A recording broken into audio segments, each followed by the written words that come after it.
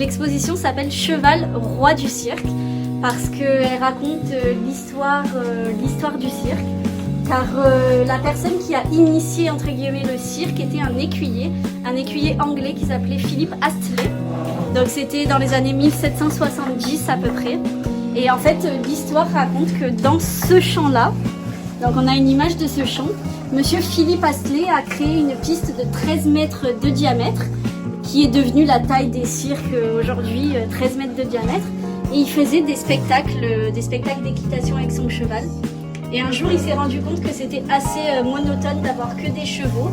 Donc, il est allé à la foire et il a décidé d'ajouter, il a vu qu'il y avait des acrobates, des musiciens, des dresseurs, etc. Donc, il a incorporé tout ça à son spectacle et c'est devenu le début du cirque comme on le connaît aujourd'hui. Et ensuite, il est allé à Versailles. Donc, à Versailles, il a fait des spectacles pour le roi. Vous avez les affiches juste ici. À l'époque, on appelait ça des amphithéâtres. Puis en 1700, enfin dans les années 1700, un peu avant la Révolution, il s'est associé avec un aristocrate italien, justement, Franconi, voilà. Donc ensemble, ils ont fait des spectacles incroyables. Alors donc ici, nous avons des pièces qui sont assez intéressantes. C'est l'affiche du cirque Tournière.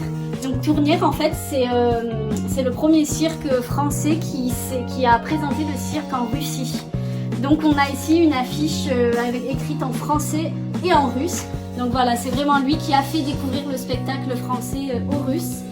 Et on a ici le fils Tournière qui a continué, donc une centaine, des années après, qui a continué. On a l'affiche originale. Dans ce mur, ce pan de mur-là présente tout ce qui est en rapport avec les chevaux dans le cirque au 19e siècle. Donc ça, c'est vraiment le 19e siècle. Et ici, on a des pièces qui sont intéressantes. Donc celle-ci et celle-là, qui sont deux gravures qui ont été commandées par Napoléon Bonaparte. Donc on a la chance d'avoir ces pièces-là. Et dessus, vous voyez apparaître les Franconi, qui étaient les professeurs d'éducation de Eugène de Beauharnais, qui était le beau-fils de Napoléon. Donc il a voulu faire des gravures en son hommage. On a la chance de les avoir.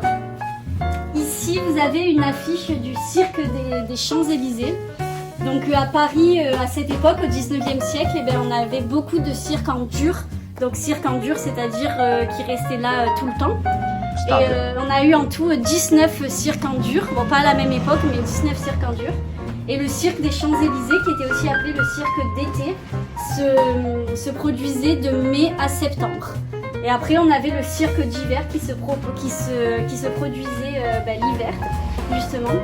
Et voilà, ici, donc on a l'affiche, on voit des spectacles incroyables, des numéros de chevaux avec des pyramides. Par contre, une qui est beaucoup plus récente, que l'on peut percevoir, c'est celle qui est ici, le nouveau cirque de Jean Richard, qui en fait qui est la seule affiche que l'on retrouvera pour une raison simple, c'est que lorsqu'on voit une photographie exactement avec le prince régnier 3, et la chose a été que lorsque C'est la première fois que je vois ça.